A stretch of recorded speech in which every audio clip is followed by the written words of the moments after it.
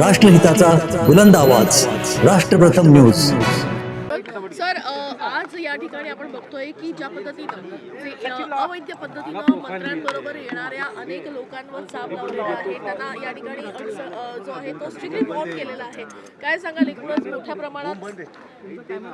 प्रमाणात या ठिकाणी ही कारवाई केलेली बघायला मिळते, तुम्हाला फरक पडतोय? म्हणजे विदाउट पास येणाऱ्या लोकांना रोखून धरले असं तुमचं म्हणणं आहे, किंवा मंत्र्यांबरोबर जे लोक असे कुठल्याही प्रकारचा परवानगी न घेता, पास न घेता सभागृहामध्ये किंवा प्रिमायसेसमध्ये येतात, त्यांना जर बंदी केली असेल तर योग्य आहे। याचं कारण असं आहे की सातत्यानं मी आवाज उठवत आलेलो आहे की हे विधिमंडळ आहे की रेल्वे स्टेशन आहे।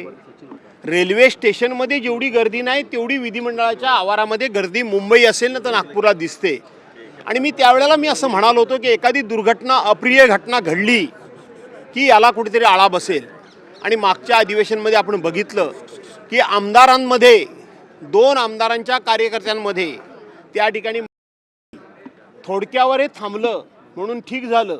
हे प्रकरण आणखीन भविष्यामध्ये किती पुढे जाऊ शकतं याचा विचार करून अनधिकृतपणे येणाऱ्या सदस्यांना, अनधिकृतपणे येणाऱ्या अभ्यंगतांना जर सिक्युरिटीने या ठिकाणी आतमध्ये येण्याकरता मज्जाव केला असेल तर मी त्यांना धन्यवाद देतो। खोपडेंना पुन्हा एकदा धमकी आली काल पावणे 11च्या भाषेत आमदार चरण सिंग ठाकूर यांनी म्हटलं की अजितदादा 4 महिन्यापासून फाईल ठेवू नये, ऍग्रिकल्चर कॉलेजच्या फाईलवर सही करत नाही। असं आहे की हे कृष्णा खोपडे हे भाजपचे आमदार आहेत, ते नागपूरचे आहेत। त्यांना जर अशा पद्धतीनं धमक्या येत असतील, मला माहीत नाही, मी काय बघितलं नाही, तर तुम्ही साधारणपणे या राज्यामध्ये कोण सुरक्षित आहे? सत्ताधारी पक्षाचे आमदार खासदार सुद्धा सुरक्षित नाहीत। त्यामुळं सर्वसामान्य माणूस या राजवटीमध्ये सुरक्षित नाही, पत्रकार सुरक्षित नाही, त्या ठिकाणी नागरिक महिला सुरक्षित नाहीत। आणि म्हणून हे सरकार आणि या सरकारच्या कारकिर्दीमध्ये सुरक्षा व्यवस्थेचे आणि त्याचबरोबर कायदा सुव्यवस्थेचे किती 3-13 वाजलेत त्याचं उत्तम उदाहरण म्हणजे कृष्णा खोपडेनं आली धमकी। म्हटले की अजितदादा 4 महिन्यापासून ऍग्रिकल्चर कॉलेजच्या फाईलवर सही करत नाहीये। असं आहे की ज्या वेळेला विरोधकांच्या फायली थांबवून ठेवल्या जातात, फायली कसल्या आमच्या फायलीच नाही, विकास कामांच्या फायली असतील, त्यावेळेला सत्ताधारी पक्षाच्या लोकांना आनंद वाटला होता।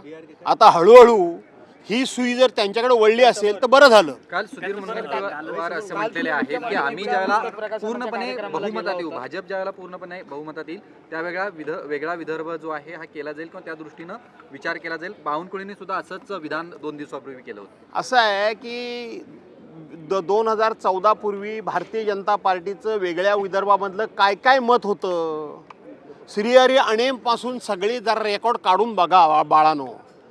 शेवटी कथनी आणि करणी ह्याच्यामध्ये फरक न करतील तर ते भाजपवाले कसले? कधीही खरं बोलायचं नाही, समोरची संधी बघून आणि समोरची वेळ बघून आणि सोयीचं बघून बोलतात।